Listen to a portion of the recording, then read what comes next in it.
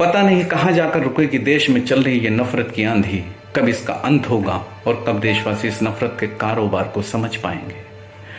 पूरी दुनिया विकास की दौड़ में एक दूसरे से आगे निकलने के लिए अथक प्रयास कर रही है और मेरा देश अभी सिर्फ हिंदू मुसलमान, मंदिर मस्जिद, अजान, हनुमान चालीसा, लव जिहाद, भगवा जिहाद और धार्मिक उन्माद की राजनीति में लगा है। कोई छत्रपति महाराज को अपना आदर्श मानता है तो कोई औरंगजेब का झंडा उठा रहा है।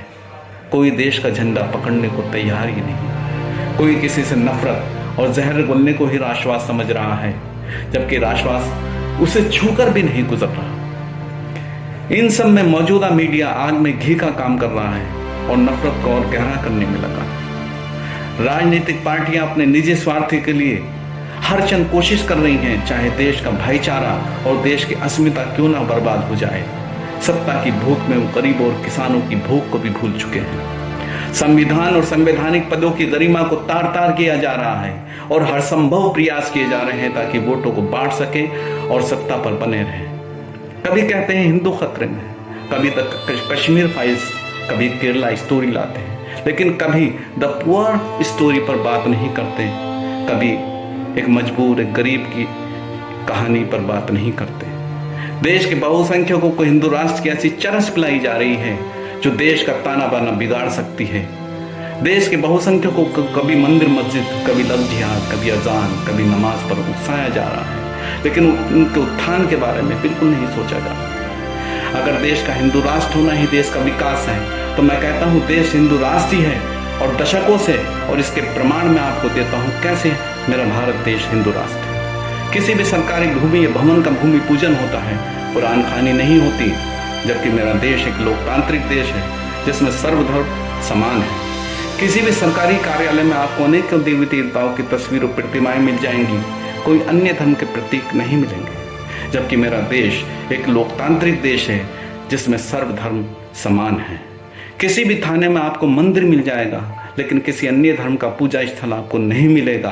कावड़ियों पर पुष्प वर्षा और नमाजियों पर पाबंदी। नमाज पढ़ने पर हिंदू राष्ट्र का उदाहरण ये एक मौजूदा उदाहरण है। किसी प्रदेश के मुख्यमंत्री का खुले शब्दों में एक समुदाय को यह कहना कि कायदे में रहोगे तो फायदे में रहोगे की चेतावनी हिंदू राष्ट्र का प्रतीक है। गौरक्षा के नाम पर किसी भी व्यक्ति की हत्या कर देना हिंदू राष्ट्र का प्रतीक है। लव जिहाद के नाम पर एक समुदाय को प्रताड़ित करना और उसके विपरीत किसी अन्य को सुरक्षा देना हिंदू राष्ट्र का प्रतीक है। उत्तराखंड में एक समुदाय को खुली खुली चुनौती देना कि यहां से निकल जाओ हिंदू राष्ट्र का प्रतीक है। आप किसी को भी आदर्श मान सकते हो, लेकिन अगर कोई दूसरा किसी को आदर्श मानता है तो आपत्ति है।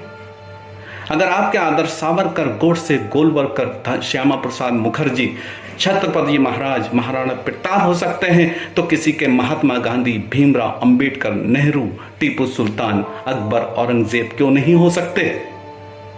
धर्म परिवर्तन देश के नागरिक का संवैधानिक अधिकार है, तो इसमें लव जिहाद या भगवा जिहाद की तीली क्यों लगाई जाती है। कोई अल्पसंख्यक यदि धर्म परिवर्तन करता है तो कोई आक्रोश नहीं, कोई प्रदर्शन नहीं, लेकिन यदि कोई बहुसंख्यक धर्म परिवर्तन करता है तो हिंदू खतरे में आ जाता है और नफरत का बाजार गर्म किया जाता है। आखिर ये सब कब तक चलता रहेगा? कब तक हम इन्हीं बातों में उलझे रहेंगे और अपने देश की गरिमा को तार तार करते रहेंगे? मैं इकबाल तकी शेरकोटी आपसे इजाजत चाहता हूँ। आदाब, नमस्कार, जय हिंद।